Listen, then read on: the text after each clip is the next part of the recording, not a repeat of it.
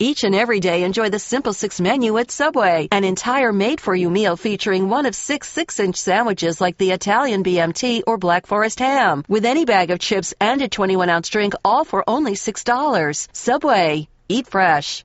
The BS Report is a free-flowing conversation that occasionally touches on mature subjects. The BS Report. The BS Report with Bill Simmons. Welcome to the BS Report. If you want to hear the masked man, he is coming at the 40-minute mark of this podcast. We're going to have some good old-fashioned wrestling talk. But right now, my buddy Gus, something magical happened for him last night. He's on the phone right now. Gus Ramsey, how are you? Hey, Bill. My oldest friend, not literally by age, but literally my oldest friend. We've known each other for 31 years. You've been on the BS Report many times. You own the Madden Corner on the podcast. And now you're the proud owner of a foul ball caught authentically during a Major League Baseball game. Somewhat ironic that on the day we would normally do the Madden thing, I'm on to talk about something else. But, yeah, you want me just to – the whole day was one of those weird life days where makes you wonder if there aren't higher forces at work. Very late, even getting out the door to get down to the stadium. Normally I'm there 90 minutes before the game. Got there literally 5 minutes before first pitch. Knew nothing about the Matt Harvey injury. As we're walking into the stadium with my 11-year-old son, Jack, two guys behind us are talking about Tommy John, but I'm thinking the person, not the surgery.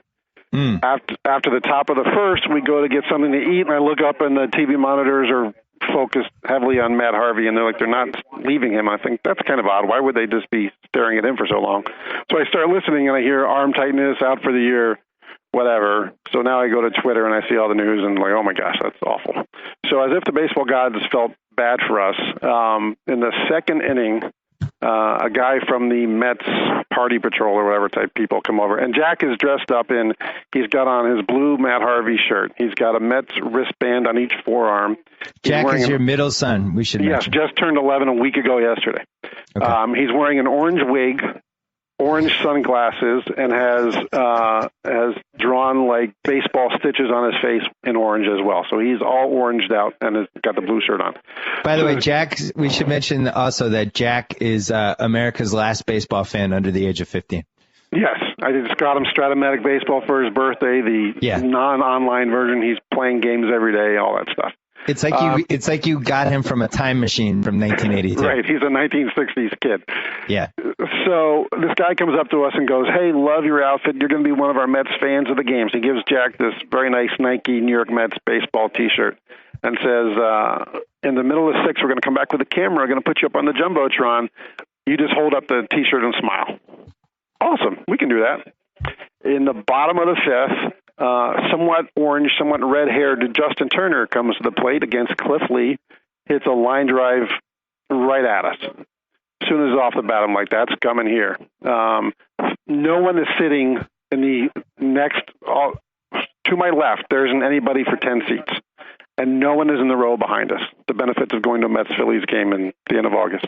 Right. I temporarily lose the ball in the lights for a second. I had just like that kind of perfect arc where it gets up in the lights, but I still know it's coming. I'm holding the scorecard, the program, in my hand, my left hand. So I get up and I have to move a little bit to my left, and I stick out the program to kind of use it like as a glove, and I'm able to knock the ball down. It lands in the row right behind me, and again, no one's there. So I just turn around and pick it up, and now we've got a foul ball. So you knock it down with the program. Try to use the program as a glove because it was struck pretty hard. It got a good chunk of my left index finger, enough to where, in the old days at Shea, you could be hitting the head with a line drive and no one would care. But now 45 people come running over to check and make sure you're okay. Yeah. And the guy's like, "How old are you?" And he's trying to get my vitals or whatever, and I'm like, "You got an ice pack for my finger? That'd be great." So they give me the ice pack, and wow, you needed an ice pack. This is quite a foul ball. I got the big bruise right around the knuckle. I think what happened was, in my effort to hold the program, my left pointer finger was kind of wrapped around it, and I think the ball caught a good chunk of that, and not so much the program. I got to say, breaking a finger while catching a foul ball is a great war story. At first I thought I had, but then I could move it and whatever. But it hurt, but, whatever. So I give Jack the ball, and he's all thrilled. So then we get to the middle of the 6, and they come out and they put him up on the Jumbotron. He's one of the fans of the game, whatever. Great. So he's super excited. In the 7th inning stretch, the Party Patrol and Mr. Met, they come out on the field with their rocket launchers and shoot the T-shirts up into the crowd, and I catch a T-shirt. So in the span of 2 innings, we've got foul ball, Jumbotron, and T-shirt appearance. Holy mackerel. Yeah.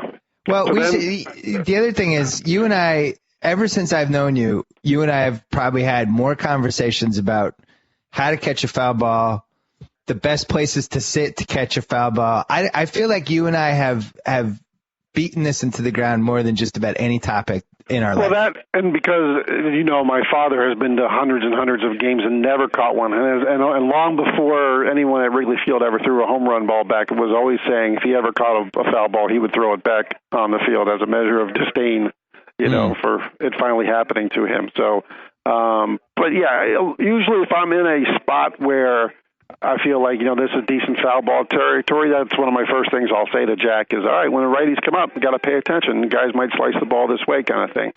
So, and again, had there been, 5 people to my left, I wouldn't have had a chance, but nobody was there. So, right. So, yeah, so those 3 things all happen. And then when the game ends and we're walking out of the stadium, Jack still has on his wig and his glasses, and everybody recognizes him. Hey, I saw you on the Jumbotron. Hey, you look great. A police officer's like, I saw you on TV. So other than the fact that they lost and we lost Matt Harvey until 2015, it was, probably the best baseball game attendance we've ever had. Had they gotten like a walk-off win last night, I think we would have just been done. We would have said, we're never going back. We'll become Indians fans now or something. We've got to get a new team. It would have been a Costanza moment where we just said, good night, everybody. Yeah, drop the mic. Yeah, I wrote a column about this once that's actually in my Red Sox book, which is somehow still available on Amazon.com. Now I can die in peace. I went to so many games in 99 and 2000 at Fenway, and I became a student of where the foul balls were going and what like the best 4 or 5 sections were. And even if you sit in those sections, it's still really, really hard to get a foul ball as if in a sold out park or close to sold out. So the biggest advantage you had is the secret advantage to catching a foul ball. You have to go to a game that not a lot of people are at. That's what helps the most, right? Yes. Yeah. Well, for instance, there was the Indians fan this year who caught like 3 or 4 foul balls. And everyone's like, oh my God, that's probably never happened before. And I thought, well, at an Indians game in the 1980s, it probably happened every day. Yeah. Because there's 44 people at the games back then. But certainly a half-empty stadium will go a long way towards aiding your cause. And that said, that was the only ball that came remotely close to us all night. There was one section kind of behind home plate, a little bit behind the screen between home and the first base dugout that got like 3 or 4 balls hit their way. But you certainly have to know if the righty's up and you're sitting down the right field line, or vice versa with a lefty, that slicing line drive is potentially coming your way. Yeah, at Fenway, though, one of the best places was section 31, 32, 33, and basically past third base down the left field line, because left field curves in. So you'd always have the righty who would come up, who would pull the line drives into the stands. Yeah. And that was always like a sweet spot. But then there are always a couple other ones, right? Like the lefty batter who fouls one back, but a little to the left. So if he's batting left-handed, it'll ricochet off whatever the second tier is or whatever and come back kind of in the second level good seats. Yeah. Flip side. When you're ground level anywhere between the 2 dugouts, you always kind of have to watch for the high pop-up that goes up, but then bounces back down to you. Right. And then Dodger Stadium. So I don't know if you know that. When was the last time you were at Dodger Stadium, if you've never been? About 12 years ago. Okay. So they have the half screen behind home plate. The half screen really opens the door for anybody sitting more than 10 rows behind home plate, because anything that's fouled straight back, as long as it has a little arc on it, is going to go into that section. Right, so they don't have the screen across the top of the fence. There's no roof, basically. Yeah. Like Yankee Stadium has that screen. When I went to a Yankee Red Sox game once, and somebody had jumped out and landed on the screen like it was a trampoline. That does not exist at Dodger Stadium. They had that at Shea. They eliminated it at Citi Field. Most places now, it's open above the screen so that little blooper foul ball can come back to those people. Yeah, and it was never really totally explained why they had that in the first place. It was almost like probably just so that the baseballs would roll back down on the screen and they'd keep them and they wouldn't lose them. Yeah, come on, though. That's antagonistic to your fans. But it's sad that I know this. I remember you caught a ball in spring training. Well, yeah, I mean, I did at a Twins spring training game in Orlando. And they had like the waist-high chain link fence all the way down the left field line. Yeah. And Jim Rayhart hit a line drive over the third base coach's head, and it bounced one time, and I ran to the fence and leaned over and stuck out my left mitt and hand. I say mitt, it was barehanded, and caught it. And that was great. And I could at least say I could caught one, but to catch one at a Mets game with the boy, even though it wasn't a clean catch, it was still a ball. That's big time. But getting a bruise, I mean, it's not even like it kind of, rolled over to you or whatever. Like you actually I really needed to either lay out and make a diving catch or to trip and fall and land like on 9 people. So I would have been on top 10 or not top 10. But where do you stand on adults with the glove? Because when I'm sports czar, this is one of the things I'm going to abolish. I don't think if you're over the age of like 13, you should be allowed to bring a glove to a game. My only argument for it is for children protection. Because, again, this ball was smoked at me last night, and I got a good part of my hand and a program on it, and it slowed it down some, but not a lot. So if you're sitting there with a kid who's like 6 or 7 and maybe you got decent seats and you're down the line where someone's going to pull the ball hard, I want everything at my disposal to keep that ball from hitting my kid in the head, because, you take your kids to the game 90% of the time, they're not even looking, and half the time you're distracted because you're trying to make sure that they're not doing something they shouldn't be doing or whatever. So I'm all for taking the glove as a protective measure. So but if it's just you and me going to the game and we're going to be sitting in monster seats at Fenway, I'm probably not bringing my glove. So you're saying I will be wearing a jersey with someone else's name on it. Well, hold on. I want to talk about that 1 second. So if I'm sports czar, I designate child protection sections where adults are allowed to have a glove, maybe even rows, like first 3 rows of here or whatever. And this is like, it's okay to have them here because your kid might get hit. But other than that, you can't bring one. Kind of like 10 years ago when they had smoking sections in the stadium. Yeah. Oh, yeah. Remember that? You could sit in the upper deck down the left field line. There was like 2 sections. Somehow the smoke was magically not going to bother anybody else nearby. It was always quite a crew, too, sitting in the smoking section. Yeah, those are the people you want to be with. So you're now 2 years older than me, so you're 45. 46.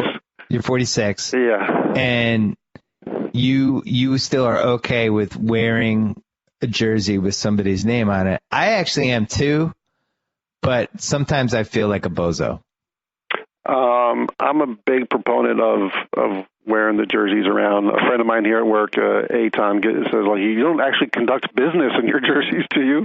I said, like, would go to the bank? No, I'm not like going to the bank to refinance my mortgage in my Piazza jersey, but if I'm just out and about running around town, running errands, I'll wear them. What about the T-shirt jersey? Because I feel like that's where I've kind of gravitated towards. I don't mind the T-shirt jersey so much, but I think the real jersey is a little more of a status play. Like I got a nice Mike Piazza All-Star jersey the year the All-Star game was in Houston. So there's a little bit of because it doesn't say Mets on the front, it says National for National League. A lot of people always think it's a Nationals jersey at first, and I have to correct them, but as you and I have discussed, if you're going to get a jersey, get a retired guy, because God forbid, so Jack got him a Matt Harvey All-Star jersey for his birthday. If in 3 years from now he's a Red Sox or a Yankee, That blows. That's or always get somebody who's going to be iconic. Like you get the Brady jersey, even after he's gone, it's still now a Brady throwback jersey. Yeah. You've reached the point where Tom Brady's done enough where, I'm not going to wear a Tom Brady Rams jersey if he spent the last year of his career there. But you don't want to be the guy who gets the 3 years in Blake Griffin jersey and then the next year he's a Laker. Are you ever putting that jersey on again? Well, the worst one is when it's a younger guy that you assume is going to be around for 15 years, like the Bruins fans with Tyler Seguin, who's just like, oh, this is going to be our guy now through 2025, and then he gets traded within 3 years, and then he's gone. Oh, look at all the Broncos fans who bought Tebow jerseys or gave them as Christmas presents. Well, I was going to mention this too. I haven't told you this. I actually wanted to tell you on the podcast for your reaction. So, yeah, as you know, Wes Welker, one of my favorite Patriots and the guy who was my go-to Patriots jersey. I still think people should be able to wear football jerseys until you're 80 because it's the one jersey. It actually it's baseball jerseys. They're thick. They're a little awkward. Like you wouldn't wear them normally. But football jerseys, you could actually like go out and whatever and wear. But so Welker was my guy, and the whole story was in 2007. I picked Welker like 3 rounds too early in my West Coast fantasy draft. The first year was on the Pats. Everybody made fun of me. And then he was awesome right away. I bought the Welker jersey to make fun of everybody when people. So that was my go-to jersey for 6 years. Now he's on your team. So I had to decide whether I wanted to stay with Welker, but I really can't. He's on an AFC contender. So push came to shove. I decided to buy another jersey. Don't think it's not a Tim Tebow jersey, because it is. Oh, yeah. Wow. Oh, yeah. I feel like I couldn't lose either way. The comedy value of the jersey is off the charts. Your instant reaction to the Tebow Patriots jersey is laughter. He's probably going to last 1 year, if not. So now it becomes this funny artifact like my Tony Simmons jersey. It wasn't that expensive. And I just feel like I can't lose. Plus, he's been touched by the hand of God. That's also the other aspect of the jerseys when you finally get the guy with your name who ends up on your team. Yeah. Like you had the Simmons jersey, which you wore when you and I went to that Broncos-Jaguars game out at Mile High. Listen, the Simmons jersey was $260, and I still remember the exact price because I didn't have any money, and I didn't care. I was so excited. Plus, getting him on Madden was an extra bonus. That's right. And then the Broncos had Patrick Ramsey as Jay Cutler's backup. Then I scoured the internet. I couldn't find a Ramsey Broncos jersey anywhere to be found. And he wore number 11, which was always like the Ramsey family number in my house. So, that's a definite. If someone on your team has your name, there's no reason why you shouldn't have that jersey. Well, where do you stand on somebody on another team having your name? Because don't think I haven't been following this Simmons on the Braves, who is like one of the great defensive shortstops in a while and happens to have my last name. We have not had a really good Simmons in a long time. I think because it's across league, you're okay. If he was a Yankee or an Oriole, I wouldn't do it. But because he's in another league and not really a competitor or anything, it's all right. But I remember we have breaking news into the ESPN newsroom as the Matt Harvey out for the season has let the bloodletting begin. The Mets have traded John Buck and Marlon Byrd to the Pirates. Oh, wow. So apparently we're officially punting on the rest of this season, and we'll see in 2014 or 15. That Matt Harvey thing's a bummer. There's nothing worse than having a pitcher who is every 5 days you have to rearrange your schedule to make sure you watch him, and then that just gets cruelly yanked away. Yeah, and the funny thing is conversations I've had with other people is Harvey. I thought Wheeler would be much more susceptible to injury than Harvey, so it was very surprising. But at least it's Tommy John. Elbows are so much better than shoulders in terms of recovery, and it's a good point. He'll be back in 2 years, throwing 100 miles an hour. But I mean, they got to do the surgery. You can't go, oh, let's rehab it, and then spend all of next year going, oh, is this going to be the pitch when his arm comes flying off? Well, it goes to show you, how insane it is to spend a lot of money on a pitcher. Although I guess baseball doesn't have a salary cap, so it doesn't matter. But you have Kershaw coming up here, who's, statistically, every metric you're going to use should be our first $30 million a year pitcher. But if you gave him $300 million for 10 years, every pitch he throws could be the pitch when all of a sudden he's limping off the mound holding his shoulder. And it also shows you that you can baby guys all you want, and it still may never matter. I mean, they were protecting him, and he's had a couple high pitch count games and whatever, but they weren't going to let him throw 230 innings this year or anything like that, and they were getting ready to shut him down. For the most part, he's just had, a regular season for what you would expect from a 24-year-old. I mean, yeah. Go back and look at, Tom Severs or Steve Carlton's or whoever. The guys were 24. They throw 250 innings all the time. He was going to throw, 210, maybe 220. So it's just. So did you watch the Little League World Series? I did. So my dad was visiting this weekend because we went to a couple Dodgers Red Sox games, which was great. I was excited to take my dad to Dodger Stadium, and it's kind of from another era, so he really loved it. But my dad was really upset about the Westport manager. He thought the Westport manager screwed up the series with that game when he took the guy out because he wanted to save him for a couple innings for the next game, and then the other team rallied back. And he's like, that guy blew it. And I was like, Dad, it's too bad there's not Little League Sports Radio. You could call in and complain about the manager. This poor guy in Westport who's probably managing a hardware store and had his moment of the sun, and everyone. But then apparently that was I did a fantasy draft on Sunday with my East Coast friends, one of whom, Russell Sherman, lives in Westport. And he said it was a big topic of discussion. People were really upset about the managing. It was like a Grady Little situation. Yeah, very Westport much so. Little League. Oh my God. Well, it's funny. I coach Jack in his leagues, so I'm very familiar with the pitch count and the rules and whatever. And it is tricky. And I would imagine, they had a game in pocket basically. If we lose today, we're going to play for tomorrow. So in the end, it brought up that debate that you ask at every level: is why not go for the kill today, or is it smart to say put your best player in reserve and have him for the next day in case you would happen to lose? So it's a tough call, and it's probably a tougher call for a guy who's has an actual job, and he's doing this as a volunteer. And right. I almost thought about Andrew Sharp writes this thing for Grantland that I love called Hot Sports Takes, which is basically like it's a transparent attempt to be the worst, most over-the-top sports column of the week. And I was thinking it'd be funny for him to write a column calling for the Westport manager's firing and how he blew the series and all that. But, where do you stand on the fact that we televised the Little League World Series? As a parent who has somebody who could potentially be playing in that World Series on national TV I was next year. Struck this year by the composure of so many of these kids in their interviews, pre and post game, the things that they were saying. So many of them just sound now like polished athletes. There's so much of this stuff around them all the time now with YouTubes and whatever and all the sports channels. It's just, they all seem like this totally unfazes them. Yes, they get upset when they lose, and some of them cry and whatever. But I just think a lot of them embrace it now. So it doesn't bother me. I think the games are always pretty compelling and are fun to watch.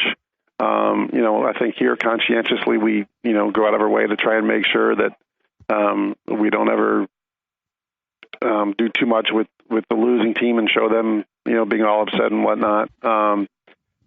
So I'm okay with it. I think I'm too overprotective as a parent. That's the realization I'm coming to.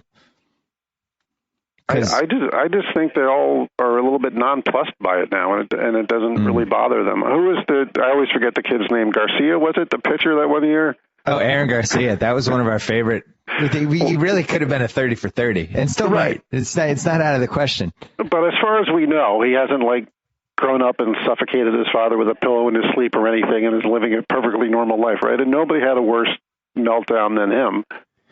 But also, when that happened, I think the Little League World Series meant more. Now it's like one of 700 things that's on every day, and it probably has a more limited audience. Back then, there was less TV on, and every Little League World Series final on that Saturday, everybody watched it, right? I don't know if it's the same significance anymore, but I just wonder sometimes, because I think about my own kid who's 8, and it's a girl, obviously, so they react to stuff a little bit differently, but we had this tournament she's on this club soccer team, and they had this tournament, and they somehow made the finals and had a 1-0 lead at halftime. They lost 2-1, and all the girls were crying for 20 minutes after.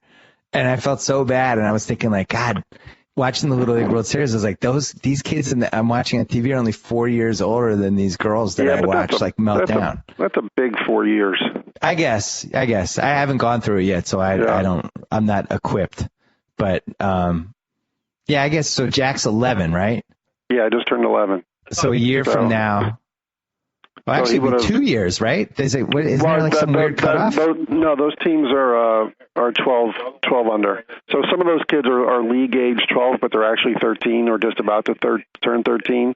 You just have to be 12 at a certain time to be eligible to play, which is why you see like the kid from Michigan who was 6'2", 200 pounds. Right. Who was either 13 or about to be 13. So, but there are 11-year-olds, and I doubt there are any 10-year-olds. There could be, but that's Did you like how on brand the California kids were? All of them looked like Tanner from Bad News Bears. It was great. I was thinking Sunshine from Remember the Titans, but yes. Yeah, that's another one. Very similar. Yeah, it was every stereotype anyone outside of California would have on what California kids are like. That team tried to live up to it. I appreciated it. Yeah. It was pretty funny. I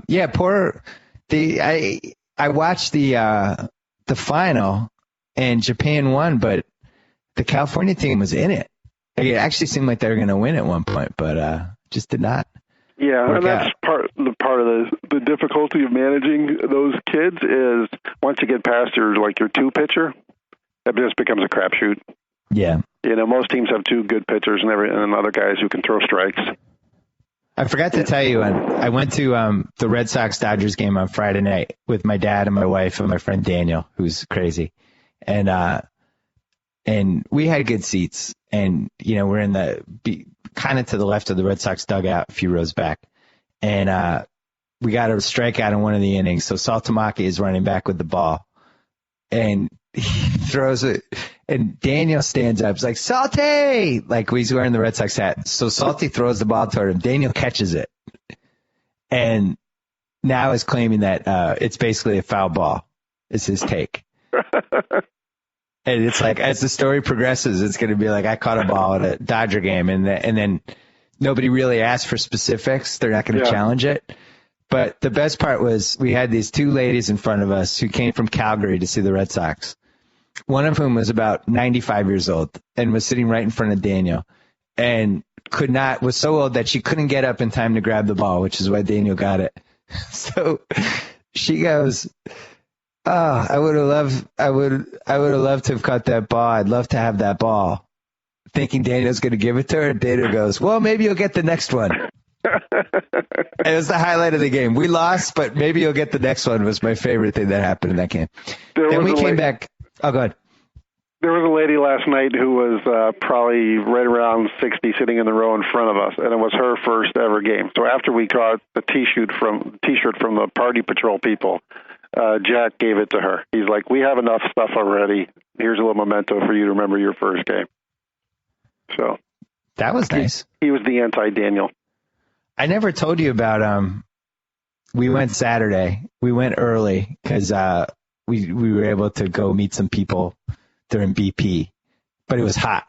It was California hot. It was like 82, but the sun was like, desert hot. So it was just one of those days, and it was like, oh. Yeah. And my kids lasted through the top of the eighth. We left with a 4-0 Red Sox lead. I was very proud of my 5.5-year-old son. But that's what was funny, 2 innings longer than most Dodger fans. I know. We outlasted most of them. They did go into the air conditioning a couple of times, but the thing that cracked me up, bringing this full circle, my daughter loved it, and the reason she loved it was she just from the first pitch was so focused on getting a foul ball, and where we were sitting, it wasn't that realistic. It would have had to have been. We were like a little to the left of home plate, a few rows back, and it just would have been. So I was telling her, like, look, it's not going to happen. So she's like, well, let's go sit where the foul balls are. And I was like, well, that's a complicated, loaded thing. So every time there's a foul ball, our heads are whirling around. and it's like 1,000 degrees. And my dad and my son left like 3 different times during the game for air conditioning. My daughter never wanted to leave. She didn't want to miss one pitch where there might be a foul ball. She was devastated that we didn't get one. And I was like, you don't understand. Like, I've been going to baseball games since I was 6. I have never come within 2 seats of a foul ball. Like, you've got to be kidding me. You can't be mad that you didn't get a foul ball. And then you catch one. My buddy Gus catches one. How many days later? 3. So there you go. Real quick before I go, a protocol question since you live on the West Coast and you have to watch Breaking Bad 3 hours behind those of us on the East Coast. Yeah, I didn't like that you tweeted right after the show. I didn't appreciate it. Even though they were vague references. You said you wanted to give a hug. You needed a hug. And then I was like, oh, freaking Gus. Jesse's dead and Gus just spilled the beans. And then I watched the whole show mad that Jesse was going to die and that you ruined it for me. So even though it meant nothing other than the part where Walter was hugging Jesse in the desert, that's what it was a reference to, it still ruined it because it, in your mind, put an expectation. It didn't ruin it, but it was in the back of my head the whole time that Jesse was going to die. Okay, so even though they weren't spoilers, you would rather there just no one tweeted during the show. Well, here's the thing. I think people should do whatever they want. It's a free country. I just avoid Twitter. I just happen to stupidly go on, forgetting that Breaking Bad had already started on the East Coast and was already in full bloom, and saw your tweet and then jumped off. But this whole spoiler thing has gotten a little out of hand. You know, it really has. Just don't go on Twitter if you know if there's something you're afraid is going to get spoiled. Wait, so nobody mailed us the Madden game this year. Is it out? It came out today. Today's the Madden holiday. Oh. Yeah. Today's the Madden holiday. Yeah. So you're getting it today? I'm going to have to stop on my way home and pick it up. And wow. my online league, we're apparently going to draft tomorrow night. So I got a lot of catching up to do. We didn't make the EA cut this year. So you have Wes Welker, who's the best possession receiver in the history of the Denver Broncos fake Madden teams.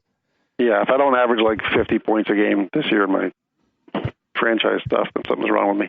You're going to do 3 wide receivers. You're going to do the thing where Demaryius Thomas always goes deep to take the safety. You're going to have Welker curling underneath, and then you're going to have Decker curling 5 yards past him going the other way, and you're just going to run that play over and over again with Ronnie Hillman out of the backfield catching passes. I think he'll be my third down back. I think we're going to give Monty Ball's probably going to get the nod. You know, as you know, sports video games can make players much better than they actually really are. And Sean Marino has long been that. He should be an awesome running back in the NFL because he's a good Madden guy, but his days are over. I think we're going to go Monty Ball. But yeah, there'll be a lot of wide receiver screens probably. It's going to be a really tough team to stop, especially because Manning's accuracy rating is always off the charts.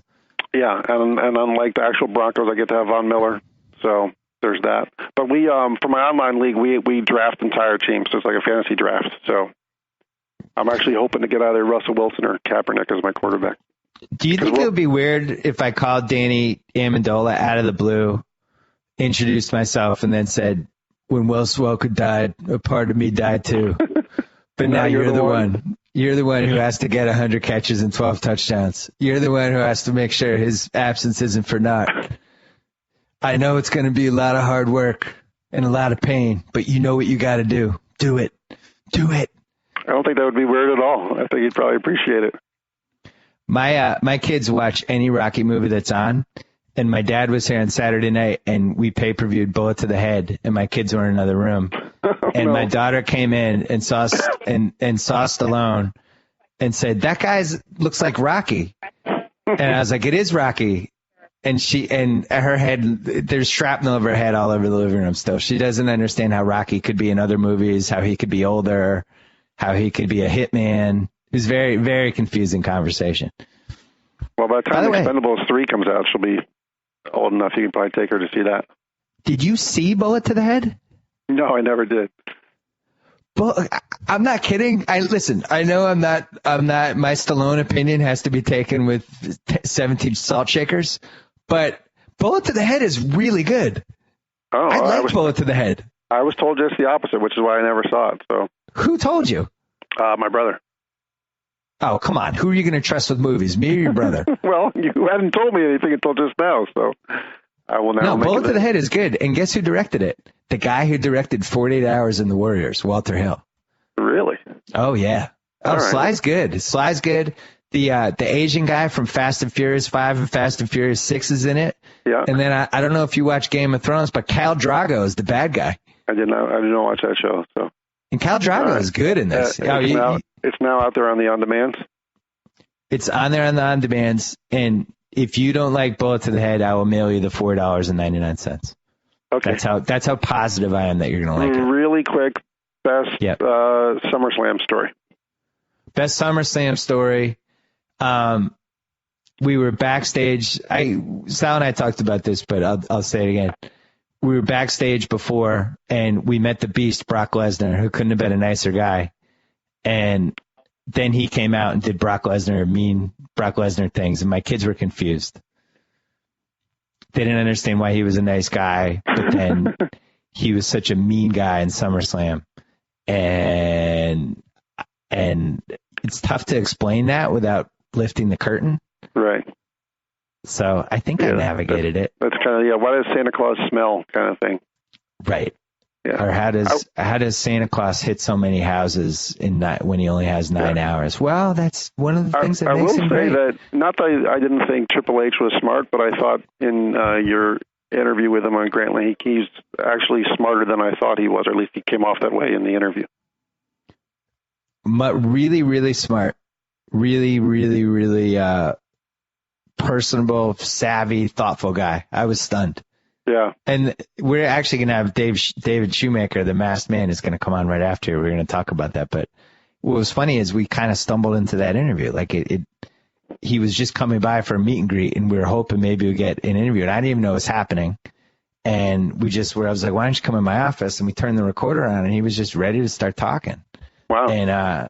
And I think we went for over an hour. It was probably like an hour 15, hour 20. But we were walking out after, and I was like, I said to Triple H, you see what's happened with the Lakers with Jimmy Buss and his kids, and I mean Jerry Buss and his kids and all that stuff, and Jimmy Buss is just running the team into the ground, and then Vince actually is having the opposite experience, right?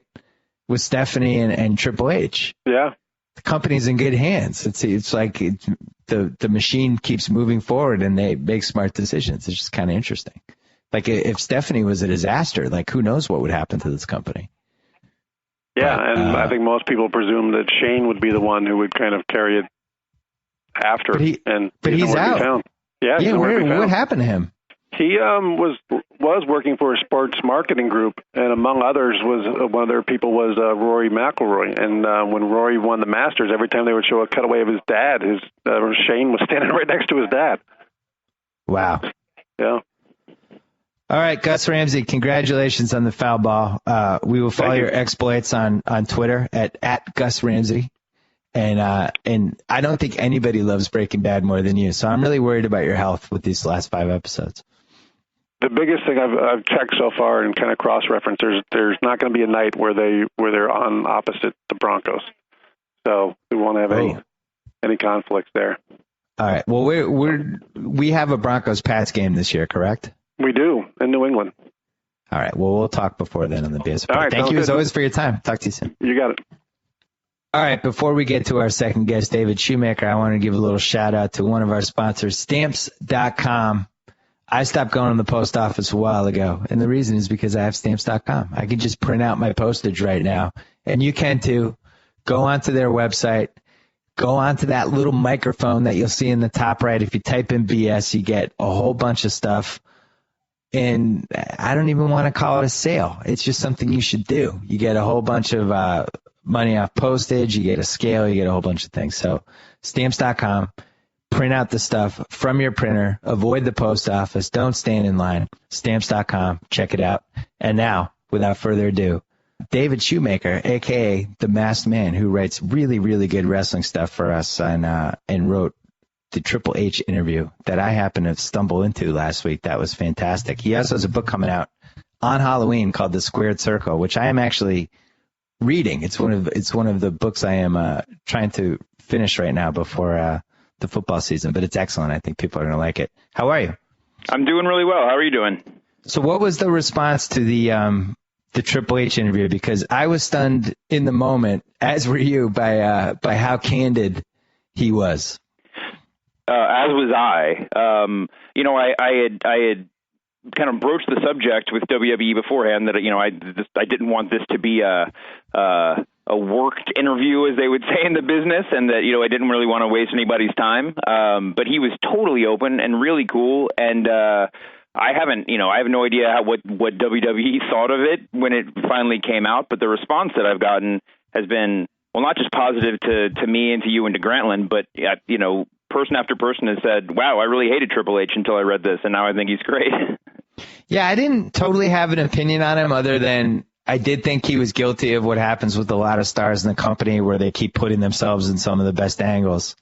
And but then after talking to him and kind of hearing him out and where he thought about everything, I was so impressed with him. Like, I did a 180, which happens sometimes. And this is almost part of the danger of meeting people, right? Is that if they're really nice or they're really smart, it can kind of switch what your unbiased opinion is. But I thought some of his responses, especially like how much thought they put into something like the WWE Hall of Fame or the channel they're doing and their attitude of we're not doing anything unless it's the best possible product we can put out. Like, I thought that was pretty impressive. I don't know if a lot of people feel that way. Yeah, I totally agree. And I agree with what you said about your opinion changing of people. I mean, he told that hilarious story about what Diamond Dallas Page getting on the phone with a dirt sheet writer and changing his opinion of him, and that the writer in question had some issues with that, with the recollection. But still, there's a difference here because it matters that Triple H is a really smart and likable guy because he's got the future of wrestling in his hands, right? I mean, if he were, it's not just me deciding I liked his old matches. It's the readers deciding that like they have some confidence in the future of WWE. Right, and it seems like they're thinking the right ways. And I was just had my buddy Gus on the phone right before you, and I was saying how it's kind of the opposite of Jimmy Buss and the Lakers with what you have going here with Triple H and Stephanie. But what was funny is we did that interview like 4 days before SummerSlam. Then he comes on SummerSlam, and you said it best where if you're in the arena and he doesn't leave, when the special guest ref doesn't leave and it's going on and on, it's like, oh wait, something's gonna happen. And then he ends up doing his move. I actually thought in the moment, and Sal and I did a SummerSlam thing the next day, I thought it was a clothesline because I forgot to keep watching the ring. I was watching Randy Orton, and all of a sudden Daniel Bryan was face down, and he did the pedigree and the title switched, and now he's heavily involved yet again. But it was just kind of funny. I wish we had asked him on that Wednesday, like, what about the criticism that you involve yourself in these angles too much? Because he was about to involve himself in the biggest angle they have right now. Yeah, I mean, he alluded to that a little bit during the course of the interview, but I think that it's absolutely brilliant, and I'm actually working on a piece for Grantland this week that'll touch on this. But I mean, the entire basis for this storyline seems to be the resentment that a lot of fans have about Triple H hogging the spotlight, right? I mean, he's so much more convincing or compelling, I guess, a villain when people are just tired of seeing him on TV in a weird way. Right. And Daniel Bryan tapped into it last night when he said he was talking about, you used to be the renegade and blah, blah, blah, and now you're the establishment. And it's like, this is a good angle. I like the whole you sold out, you used to stand for something, now you didn't. Like, that's just a good wrestling angle, and you can beat that into the ground in about 20 different ways. As I've told you, my son now watches, which I was secretly praying would happen because that would get me back into the full-time wrestling thing. But now we watch the Monday nights because it tapes at 5 o'clock on DirecTV, the East Coast feed, USA. So then you start watching about 6:30. You can fast forward. You can pretty much zoom through it in about 45 minutes, right? Right. There's going to be three good. You want to watch the opening. There's going to be three good matches along the way, and then the ender. And what's funny is he was so mad at Daniel Bryan for beating Cena, who Cena was his first favorite guy. But then Daniel Bryan lost, and then on Monday Night Raw, all of a sudden I was in on Daniel Bryan. And I wonder, if Daniel Bryan really has a chance, if he can get the kids. The yes, yes, yes thing is a pretty good gimmick for the kids, and it's great. He's little, he's undersized, so the kids identify with him. Now I'm wondering what his ceiling is as an A-lister. What do you think? Well, I mean, I think the one thing that the past month and take it even further back, 18 months have proven to us is that you can't count Daniel Bryan out. You can't underestimate him at any point, because he's been capable of everything they've put on his plate so far. It is sort of surreal to see him, be given the ball to run with it at this point. But I think the potential is limitless. Just like you said, he's a little guy. He's got a simple catchphrase. He's so unlikely. And the one story that wrestling can tell as well as anybody else in the world is just the simple underdog story. And as long as he's not portrayed to be inadequate in those ways, then I think that, honestly, I could see him just staying on top. Staying in the top tier storyline right on through WrestleMania. Well, they're going to need him, because it does seem like John Cena is legitimately hurt. He is legitimately hurt, but whenever he's legitimately hurt, he seems to show up back on TV about a month later. He's got amazing recuperative abilities, that guy. When do we think he actually got hurt? There is an answer to this that I don't know off the top of my head, but it was a lingering tricep issue that ended up leading to that just ridiculously grotesque deposit of fluid in his elbow. So, guys, wrestlers work hurt 300 days a year probably, and it's just sort of a matter of when does the injury actually metastasize into something terrible enough to take them off TV. Well, what's interesting is Sal and I, we in the very beginning, he climbed out of the ring of his SummerSlam main event. Within the first 2 minutes, he climbed out of the ring and walked over to where, to the right of where the announcers are. And he said something to some WWE official and tapped his elbow. And we were like, boy, that's weird. And then I remember we were talking about how he was wearing the same sleeve on his elbow that Ray Lewis had when Ray Lewis had the torn triceps. And we're like, wow, I think it's his elbow? What is it? Clearly you don't wear that unless something's wrong. And we couldn't figure out why he told that guy that. So I almost wonder, was he a little bit hurt and then hurt it, and that's why he went out? Who knows? But that was disgusting. He was wrestling hurt at SummerSlam for sure. In the weeks leading up to it, his arm was getting kind of grosser and grosser, and he was the sleeve. I think the sleeve was Exhibit A. If you need any more proof of that. So. Well, so if you're gonna rank, you always got to judge wrestling by the compelling dudes that are involved at any given time, and I think realistically you need 6 or 7. To have things going really well, right? Wouldn't you say you need obviously 2 or 3 iconic type guys, but then overall you need 6 or 7 at any given time. Seems like they have that right now. They do, and they have an increasingly interesting sort of B level of wrestlers with the guys like Damien Sandow and Cody Rhodes, who I guess they were on Monday, but they'll probably be spending a lot of their feud on SmackDown. And Dolph Ziggler and some guys like that are right there and ready to pick up the slack and for when guys get hurt, as they are now. But it really does seem like with Bryan and Punk and the sort of on again off again presence of Brock Lesnar and of course Randy Orton and Triple H. There are a lot of guys who are compelling, and WWE has, to their credit, done a great job of putting them in a position to be compelling. For a lot of people, Randy Orton was not interesting before he won the Money in the Bank match, and I was shocked that he was, specifically because of that. And they've put him in the position to make him the most effective performer he can possibly be. He's somebody that, I've been on again, off again for the last 5-6 years, but he was one of the guys that always jumped out at me, seemed to have just about everything you'd want, and including a really good entrance song. But I think they finally figured out how to take advantage of him.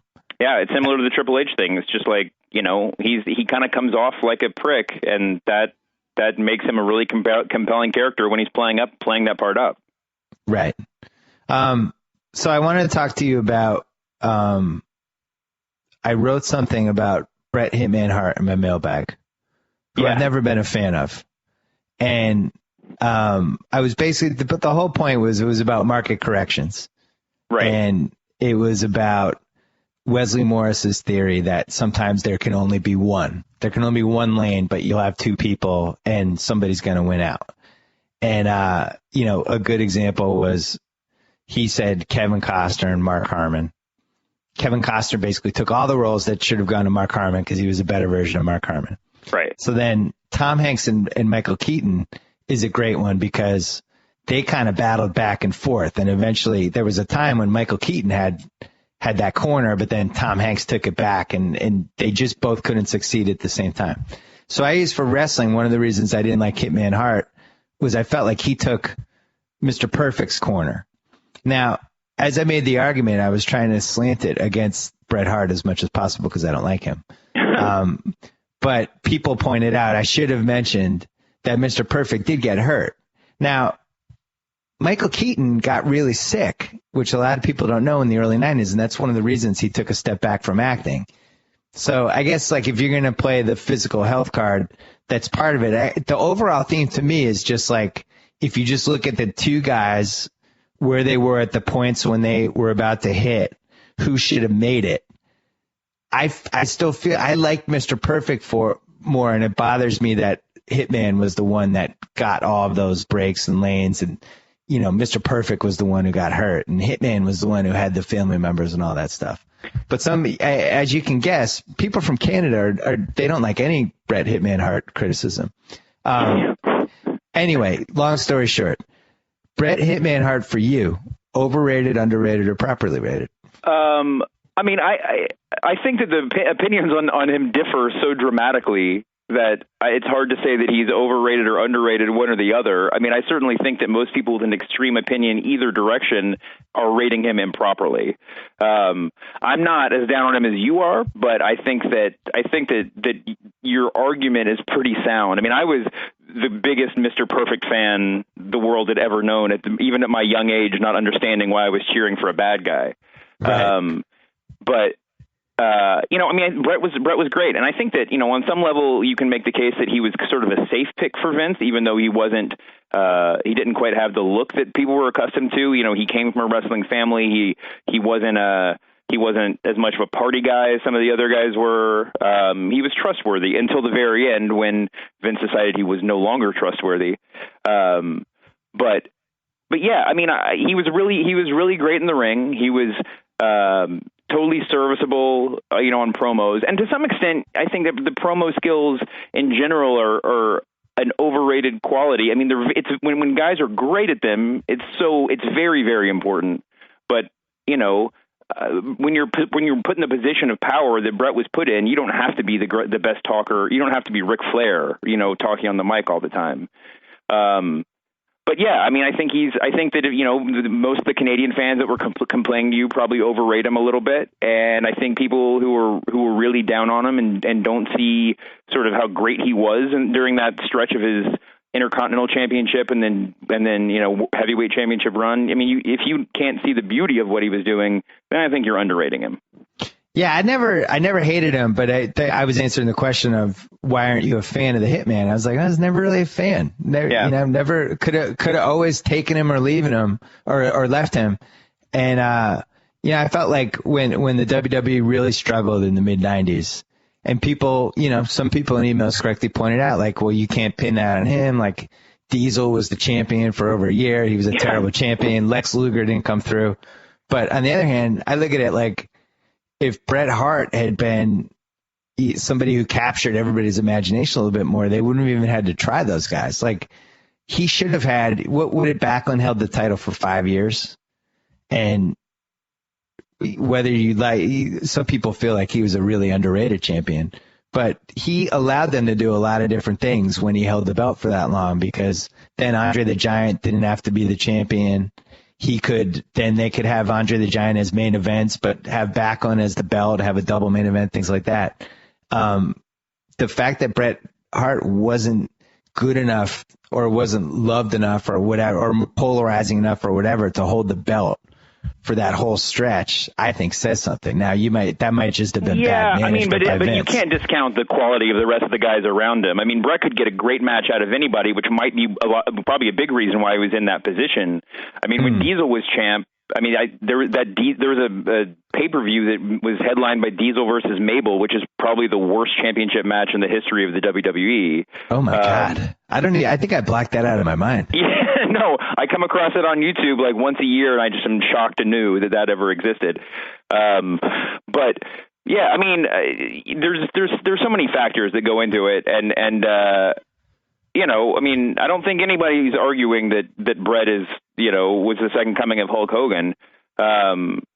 But again, he was a much better ring worker than Hogan was. And you're never going to get credit for that sort of by the masses of fans. I mean, maybe you would today more, but you know, at the time, I mean, if he didn't look like a great champion, it probably had to do with the circumstances and the other talent surrounding him as much as anything he was doing.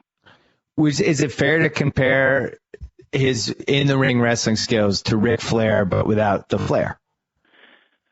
It's a funny thing because they've both had not always polite things to say about each other's work in the ring.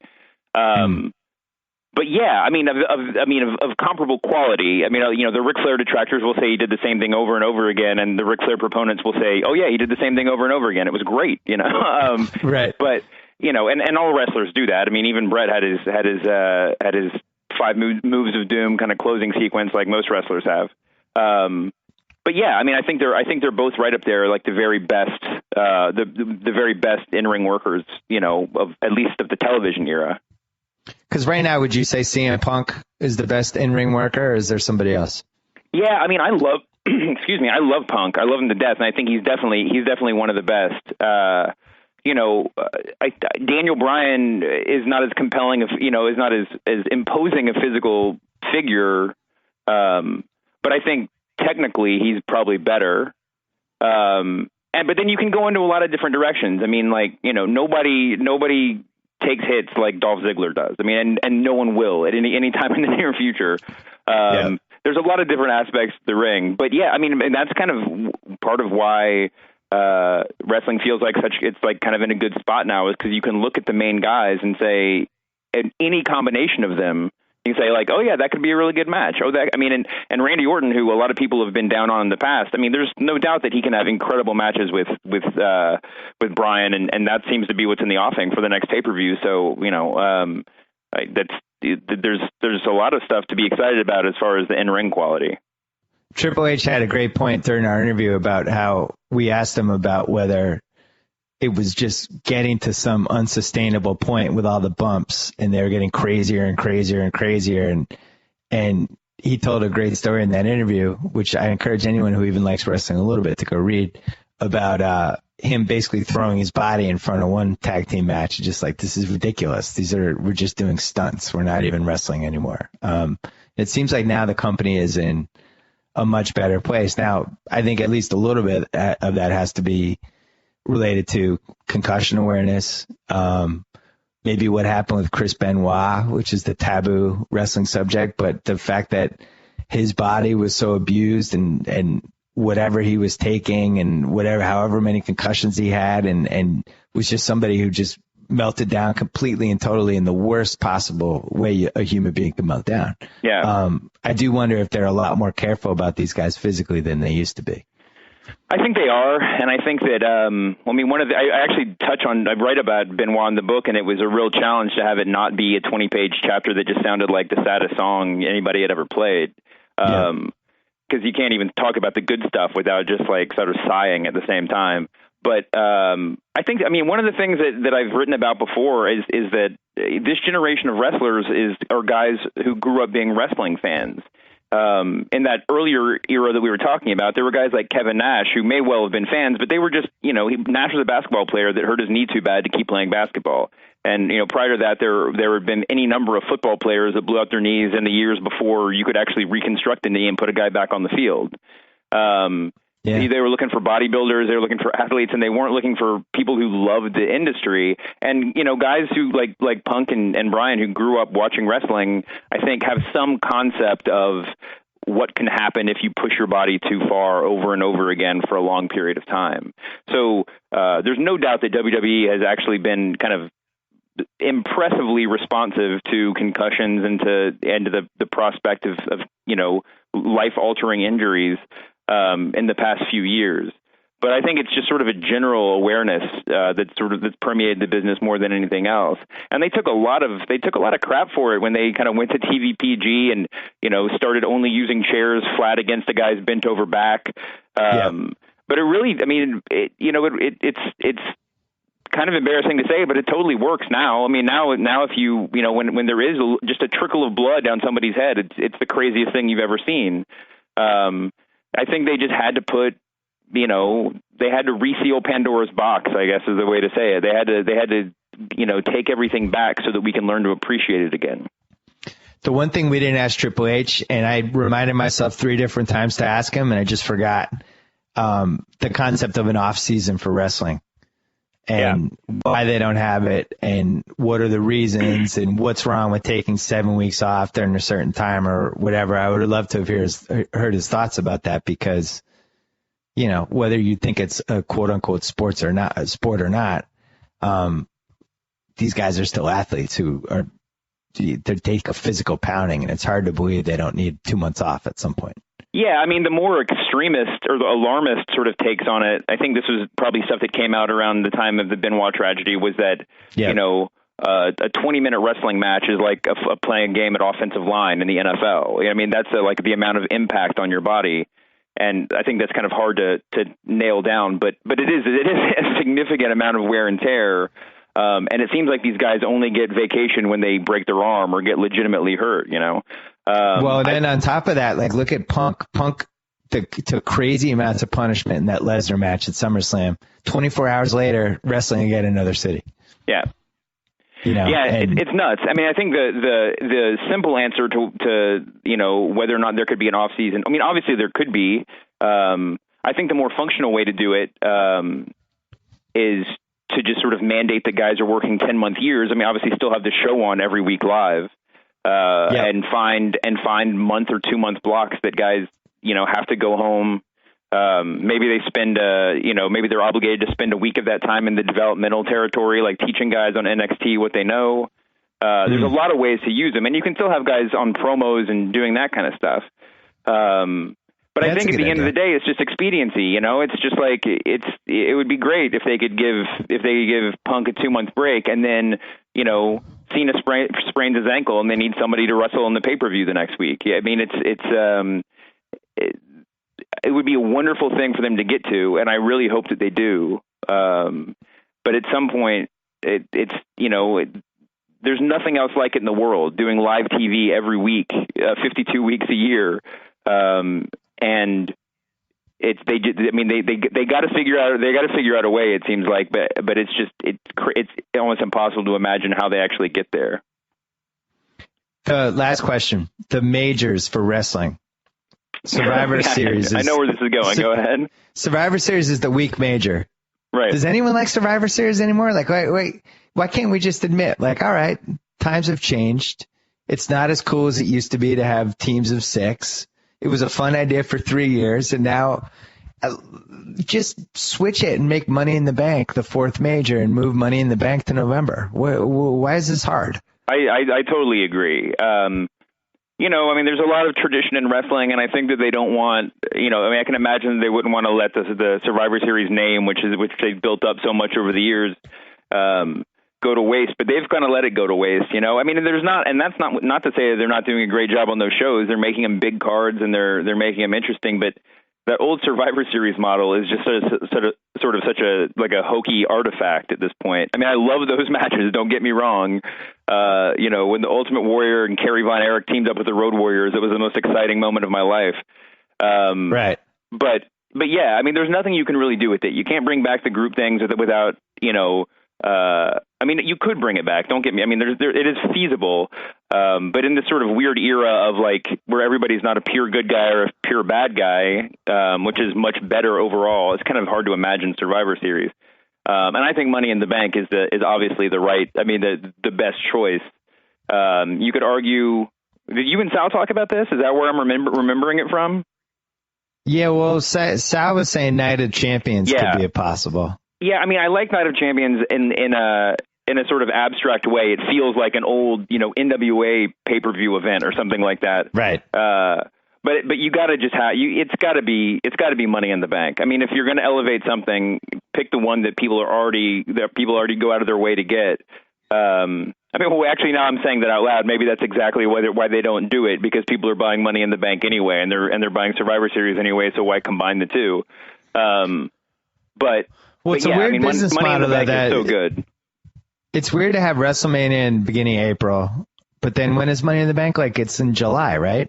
It comes so soon after WrestleMania. It hardly seems like a big deal.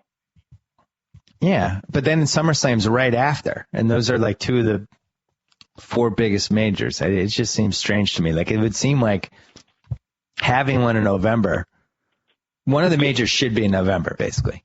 Yes, is my point. Like within I totally 3 agree. months. Yeah. All right. You can buy Shoemaker's book. You can pre-order it just to make sure you don't forget to buy it later. Like something, you might be trapped under something. You might not be able to get to Amazon. Yeah, it'll be like a great surprise when it arrives out of nowhere on October 31st in your mailbox. So. Yeah, we got to get this thing on the bestseller list. We need to see a wrestling book on the bestseller list. It comes out on Halloween. You can check out his SummerSlam review, which I assume would also be looking forward a little bit. That's going to be on Grantland tomorrow, Wednesday? Yes, sir. All right, beautiful. David Shoemaker, thank you. Appreciate it. Thank you. Target percent off. Whoa. Thank you for downloading the BS Report with Bill Simmons. Too much fun. Check out more podcasts at the iTunes Music Store or at Podcenter at ESPNradio.com. Peace out. Geico presents Strange Savings Stories. Astronomers detected an interstellar transmission. It stated, Geico, 15 minutes could save you 15% or more. The implications were staggering. Was the cosmos telling us we could all save hundreds on car insurance with Geico? Or did their radar merely pick up a signal from the nearby Rufus and Clyde's morning show? We may never know. Geico, 15 minutes could save you 15% or more on car insurance.